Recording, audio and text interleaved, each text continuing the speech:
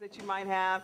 It's not saying that we're going to be able to solve everything here, but it feels like we're walking around with just this huge elephant. Just this huge elephant. And for some of us, it's elephants sitting on our chest, as opposed to just, sitting in the middle of the room. So we wanted to create a forum where we could just move through some of the issues that are going on with us, to have some sense about what our personal next steps may be, and to end it in some prayer circles. There are a lot of practitioners who are in the room. We'll spread out in different places, and I encourage you to stay all the way through. All the way through. That get the prayer part too, because we need a shift. We need a shift of energy. And what I know is that if we're not grounded in something much bigger than what's going on in the day, you'll burn out. You'll burn out, I'm telling you. The only way that movements make it over the long haul is that people are spiritually grounded. Otherwise, you just flare up, and not only do you flare up, you flare at each other. It's like a wildfire that can't be contained, and then it fizzles out. People take their bat and balls, they go home, they don't want to be bothered with each other anymore, and they haven't accomplished anything. Folks who make it over the long haul, to go the distance, okay, are people who've dug deep down inside and have found a reservoir that they can tap into. I like the phrase that we used in the black civil rights movement: keep your eye on the prize. Keep your eye on the prize. Fair enough? In terms of our format. I'm going to make a big assumption that the vast majority of you in the room here were no on 8. One doesn't, I mean, it doesn't necessarily have to mean everybody. I actually would hope that there might be somebody here who was a yes on 8, who's still trying to help make some sense out of it.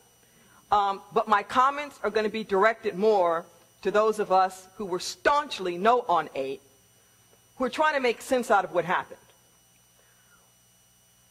So I'm going to step back a little bit and talk about some of the things that I think actually should have come to the forefront, but perhaps didn't, and that's a whole nother meeting that I can't wait to have, the debriefing with the No on 8 folks.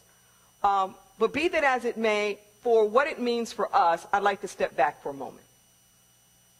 The place that I'm going to start out right now was the May 15th Supreme Court decision.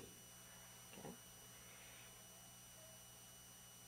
Proposition 8 was trying to lead the public to believe that, quote-unquote, 4 activist judges in San Francisco, mind you, suddenly gave same-sex couples the right to marry. None of that's true. First off, they weren't activist judges. Second off, they weren't in San Francisco. We're talking about the California Supreme Court. And third, it's not a new right. You got to breathe this one in, because this is the kingpin here. This is the kingpin of the whole thing. What the Supreme Court said was that gay couples have always had the right to marry. They've always had it. But that right had been unconstitutionally withheld from them. So I want to explain to you a little bit about why it is that folks had the right all along. There's a bit sleight of hand that happens with the language that's been used. Sometimes you hear the language referred to as, quote-unquote, same-sex marriage. Sometimes you hear it referred to as gay marriage, as though those are synonymous, and in the political arena they have been used synonymously. However, the inference between the two is extremely important from a legal standpoint, and where it is that these constitutional rights lie. In the state of California, it is illegal to discriminate on the basis of gender, or for this purpose, sex. Okay. When you get a marriage license, the issue is not whether you are gay or straight. That's not how marriage licenses are issued. Marriage licenses are issued according to your gender. I want you to catch that. They don't really care what sexual orientation you are. As a matter of fact, for many, many decades, gay men and lesbians used to marry each other. That was the cover. Okay? It really didn't matter so much what your sexual orientation was. Okay?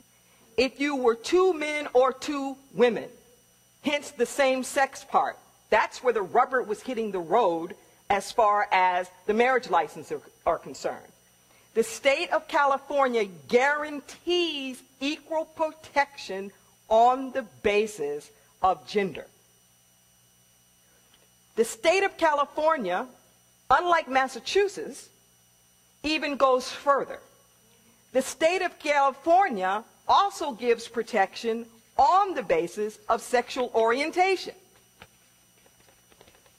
It's a twofer. Okay? So what that means from a sheer legal standpoint is that as a matter of law, regardless of what you feel about same-sex couples or marrying, the state as a matter of law could not withhold the issuance of a marriage license to somebody based upon their gender. Because that's what we boil down to. Two women show up, you can't get it. But the issue is your gender. Okay. Now, by inference, because the two of you are showing up the same sex, it becomes a question of sexual orientation. Okay. But there's two things. I'm going to digress a moment, and I'm going to talk about a case that I was in, because I think that it explains this fairly clearly. 25 years ago, I was in a case in Los Angeles that set precedent for the inclusion of sexual orientation in the state's civil rights bill. The case that I was in, the ruling was the very first time that sexual orientation was ever deemed to be included in the state's civil rights bill. In some respects, it was the anchor for this moment that we now find ourselves in around marriage. I went to a restaurant with a former partner, and the restaurant refused to serve the two of us in the quote-unquote romantic section of the restaurant because we were both women. Okay? Unbeknownst to us, it was the national test case for the right to be out. It wasn't about housing. It wasn't about employment.